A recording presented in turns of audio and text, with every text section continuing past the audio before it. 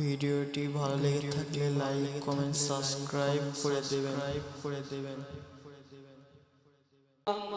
ডাকি তোমারে বারে বার, কান্দায় না আমাকে আর। চাহিয়া আছে দেখাও দিদার, সাল্লে আলা মুহাম্মাদিন।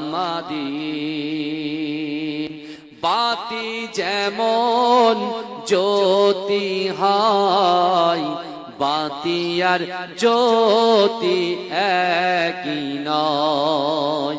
জ্যোতিতে বাতি ভিন্ন নয়। সাল্লে আলা মুহাম্মাদিন। আল্লাহুম্মা সাল্লি আলা। আজকে আমরা এই জান্নাতের বাগানে যারা উপস্থিত হয়েছি, আমি আপনাদেরকে বলি, বিশ্বাস করুন আজকে দিনটা অতি গুরুত্বপূর্ণ দিন। যেহেতু এই মুহররম মাসের 10 তারিখে আল্লাহ পাক রব্বুল আলামিন অনেক ঘটনা, আশ্চর্য ঘটনা এই দিনে আল্লাহ পাক ঘটিয়েছেন। কিন্তু বর্তমান যুব সন্ধিক্ষণে আজকে আমরা ইয়াউমুল আশুরা অর্থাৎ মুহররম মাসের 10 তারিখটাকে আমরা শুধুমাত্র কারবালা প্রান্তরের ওই ঘটনা ছাড়া এমন অনেক গুরুত্বপূর্ণ রিওয়ায়াত আল্লাহ পাক রব্বুল আলামিন অনেক আশ্চর্য ঘটনা আল্লাহ ঘটিয়েছেন। কিন্তু আজকে দিনটা আমরা যেভাবে উদযাপন করার দরকার সেইভাবে করতে পারিনি। কারণ আল্লাহর রাসূলের নওয়াসা ইমাম হুসাইন হুজুর কেন শহীদ হলেন, কেন তিনি কারবালা প্রান্তরে গেলেন, আল্লাহর রাসূলের নওয়াসার আওলাদ কাসেম হুজুর, আলী আকবর হুজুর, আলী আসগর হুজুর, হযরত আব্বাস কালান্দার একে একে কারবালা প্রান্তরে শহীদ হয়েছিলেন কিসের জন্য, এটা আমাদের জানার দরকার আছে। তারপরে বিশেষ করে আল্লাহ পাক রব্বুল আলামিন এই মুহররম মাসের 10 তারিখে নবী মুসা আলাইহিস সালাতু ওয়াস সালামকে আমার আল্লাহ পাক ফিরাউনের হাত থেকে রক্ষা করেছিলেন। অর্থাৎ নবী মুসা আলাইহিস সালাতু ওয়াস সালাম যখন তার উম্মতদেরকে নিয়ে নীল নদের দিকে এগিয়ে যাচ্ছিলেন, সেই সময় তিনি দেখতে পেয়েছিলেন সামনে বিশাল পানি আর পানি। কিন্তু আল্লাহ পাক রব্বুল আলামিন মুসা আলাইহিস সালাতু ওয়াস সালামের হাতে একটা লাঠি ছিল। আল্লাহ বলেছিলেন, এ মুসা তুমি লাঠিটাকে জমিনে নিক্ষেপ করো।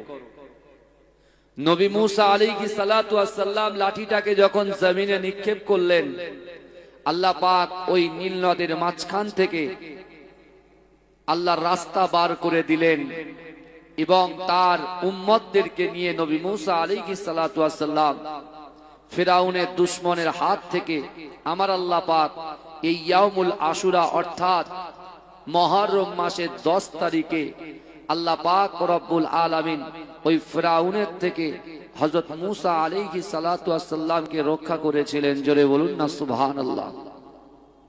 শুধু তাই নয়, আমাদের আদি পিতা বাপ আদম আলাইহিস সালাতু ওয়াস সালামকে আল্লাহ পাক রব্বুল আলামিন জান্নাতে সৃষ্টি করেছিলেন এবং জান্নাতে আল্লাহ পাক রব্বুল আলামিন যখন আদম আলাইহিস সালাতু ওয়াস সালামকে দিয়েছিলেন, আদম তুমি জান্নাতের ভিতরে খাও দাও মজ মস্তি সবকিছু করো, লা তাকরাবুস সাজারা ওই গাছের কাছে যাবে না, গাছের ফল ভক্ষণ করবে না। কিন্তু বিশ্বাস করুন এই যুবক, আজকে আমাদের প্রকাশ্য শত্রু কোনো মানুষ নয়, আমাদের প্রকাশ্য শত্রু হচ্ছে ইবলিস শয়তান। ইবলিস শয়তান হচ্ছে আমাদের শত্রু। আমার বিশ্বনবী রাসূল সাল্লাল্লাহু আলাইহি ওয়াসাল্লাম তার উম্মতদেরকে ১৫০০ বছর আগে বার্তা দিয়েছেন, দেশকে ভালোবাসা ঈমানের অঙ্গ। অর্থাৎ আমরা এই ভারতবর্ষের জমিনে জাতি ধর্ম বর্ণ নির্বিশেষে প্রত্যেক মানুষেরা কাঁধে কাঁধ মিলিয়ে একে অপরের পরিপূরক হিসেবে আমরা চলাফেরা করি। এবং আমার রাসূলুল্লাহ আমাদের প্রফেট বলেছেন দেশকে ভালোবাসা ঈমানের অঙ্গ। তাই আমরা ভারতবর্ষকে ভালোবাসি, কারণ এই ভারতবর্ষের জমিনে আমরা জন্মগ্রহণ করেছি।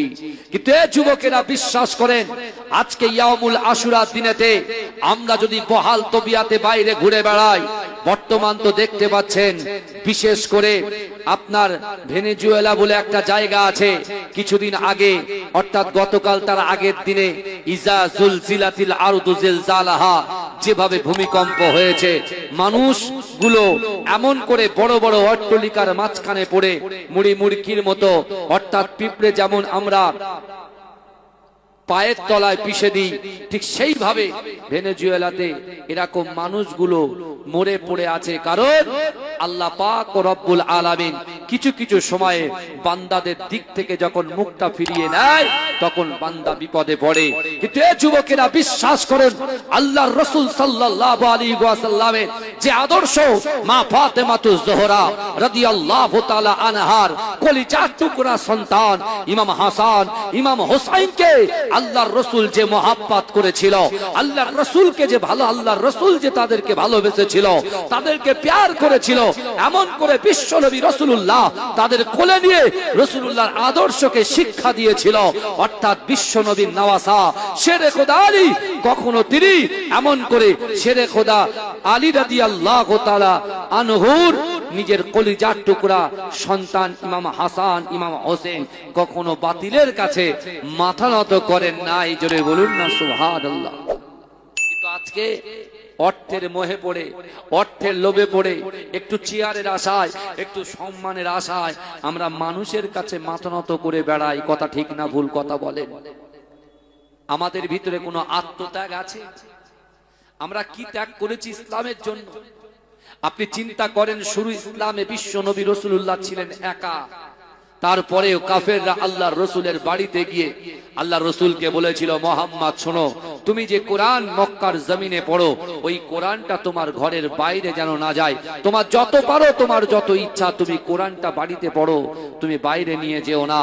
কিন্তু বিশ্ব নবী রাসূলুল্লাহ বলেছিল, তোমরা আমাকে যতই ধমকাও যতই চমকাও না কেন, আমি রাসূলুল্লাহ আজ থেকে আমি রাসূলুল্লাহ নিয়ত করলাম, ওয়াদাবদ্ধ হলাম, যতদিন পর্যন্ত এই শরীরের ভিতরে, যতদিন পর্যন্ত আমি মুহাম্মদ মুস্তাফা সাল্লাল্লাহু আলাইহি ওয়াসাল্লামের খুন যতক্ষণ থাকবে ততক্ষণ আমি রাসূলুল্লাহ তোমাদের কাছে ওয়াদা করছি, এই কোরআনটাকে সারা বিশ্বের জমিনে আমি রাসূলুল্লাহ বন্টন করে দেব। জোরে বলুন না সুবহানাল্লাহ। আল্লাহর রাসূলকে আটকাতে পেরেছিল? কথা বলে। আল্লাহর রাসূলকে আটকাতে পারেনি। কিন্তু আজকে আমরা বাতিলের কাছে মাথা নত করে ফেলছি ভাই। আল্লাহ কোরআনে বলছেন, বান্দা অহুম লা ইফতানুন, আমি আল্লাহ পরীক্ষা করব। আমার রাসূলকে পরীক্ষা করেছেন, সাহাবাদেরকে পরীক্ষা করেছেন, এক একটা নবীদেরকে আল্লাহ পরীক্ষা করেছেন। কিন্তু এই যুবকেরা আজকে এই ময়দানে, এই মুহররম মাঠে যারা আসবে, আমি তাদেরকে বলছি, আল্লাহ যদি পরীক্ষা করেন, পরীক্ষাটা কিন্তু আমাদেরও হবে।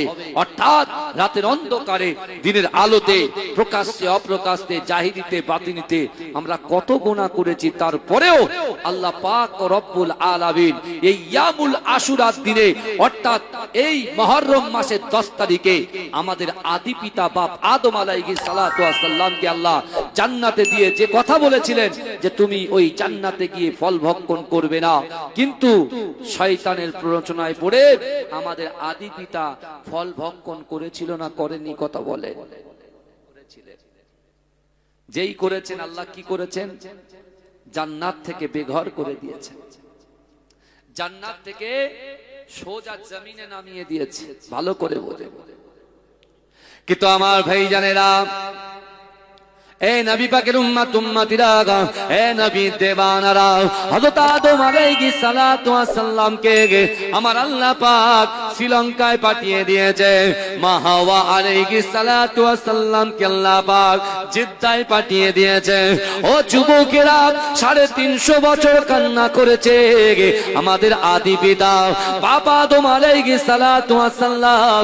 350 বছর কন্দন করার পরে আরাফাতের ময়দানে আমার আল্লাহ পাক একটা দোয়া দিয়েছিলেন, রব্বানা যালামনা আনফুসানা ওয়া ইল্লাম তাগফির লানা ওয়া তারহামনা লানাকুনান